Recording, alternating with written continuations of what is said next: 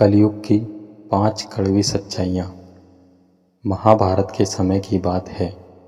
पांचों पांडवों ने भगवान श्री कृष्ण से कलयुग के बारे में चर्चा की और कलयुग के बारे में विस्तार से पूछा और जानने की इच्छा जाहिर की कि कलयुग में मनुष्य कैसा होगा, उसके व्यवहार कैसे होंगे और उसे मोक्ष कैसे प्राप्त होगा। इन्हीं प्रश्नों का उत्तर देने के लिए भगवान श्री कृष्ण कहते हैं, तुम पांचों भाई वन में जाओ और जो कुछ भी दिखे वह आकर मुझे बताओ, मैं तुम्हें उसका प्रभाव बताऊंगा। पांचों भाई वन में गए। युधिष्ठिर महाराज ने देखा कि किसी हाथी की 2 सूंड हैं। यह देखकर आश्चर्य का पार न रहा। अर्जुन दूसरी दिशा में गए। वहाँ उन्होंने देखा कि कोई पक्षी है, उसके पंखों पर वेद की ऋचाएँ लिखी हुई है, पर वह पक्षी मुर्दे का मांस खा रहा है। यह भी आश्चर्य है। भीम ने तीसरा आश्चर्य देखा कि गाय ने बछड़े को जन्म दिया है और बछड़े को इतना चाट रही है कि बछड़ा लहूलुहान हो जाता है। सहदेव ने चौथा आश्चर्य देखा कि 6-7 कुएं हैं और आसपास के कुओं में पानी है, किंतु बीच का कुआं खाली है। बीच का कुआं गहरा है, फिर भी पानी नहीं है। पांचवें भाई नकुल ने भी एक अद्भुत आश्चर्य देखा कि एक पहाड़ के ऊपर से एक बड़ी शिला लुढ़कती लुढ़कती आती है और कितने ही वृक्षों से टकराई, पर उन वृक्षों के तने उसे रोक न सके।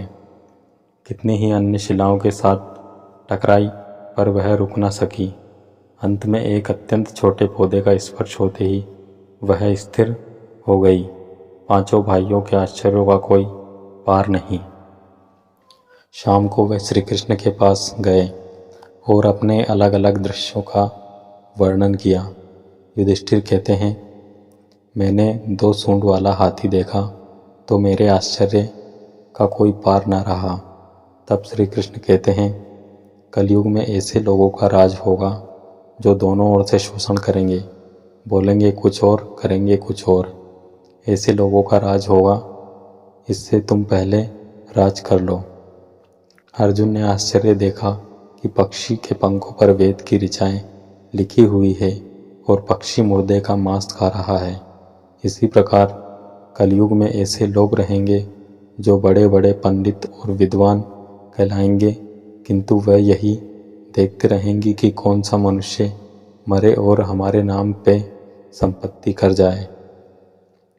संस्था के व्यक्ति विचारेंगे कि कौन सा मनुष्य मरे और संस्था हमारे नाम से हो जाए। हर जाति धर्म के प्रमुख पद पर बैठे विचार करेंगे कि कब किसका श्राद्ध है। चाहे कितनी भी बड़े लोग हों, किंतु उनकी दृष्टि तो धन के ऊपर, मांस के ऊपर ही रहेगी।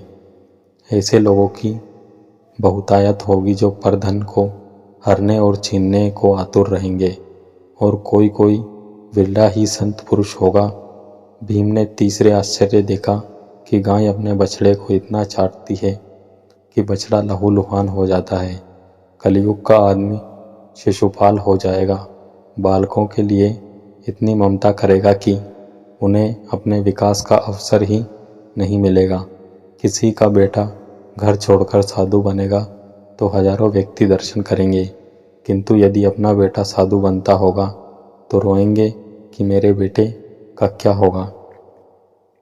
इतनी सारी ममता होगी कि उसे मोहमाया और परिवार में ही बांध कर रखेंगे और उसका जीवन वहीं खत्म हो जाएगा। अंत में बेचारा अनाथ होकर मरेगा। वास्तव में लड़के तुम्हारे नहीं हैं, वे तो बहुओं की अमानत है। लड़कियां जमाइयों की अमानत है और तुम्हारा यह शरीर मृत्यु की अमानत है। तुम्हारी आत्मा परमात्मा की अमानत है। तुम अपने शाश्वत संबंध को जान लो बस। सहदेव ने चौथा आश्चर्य ये देखा कि 5-7 भरे कुएं के बीच में एक कुआं एकदम खाली है। कलयुग में धन है, लोग लड़के लड़की के विवाह में, मकान के उत्सव में, छोटे बड़े उत्सवों में तो लाखों रुपए खर्च कर देंगे, परंतु पड़ोस में ही यदि कोई भूखा प्यासा होगा तो यह नहीं देखेंगे कि उसका पेट भरा है या नहीं।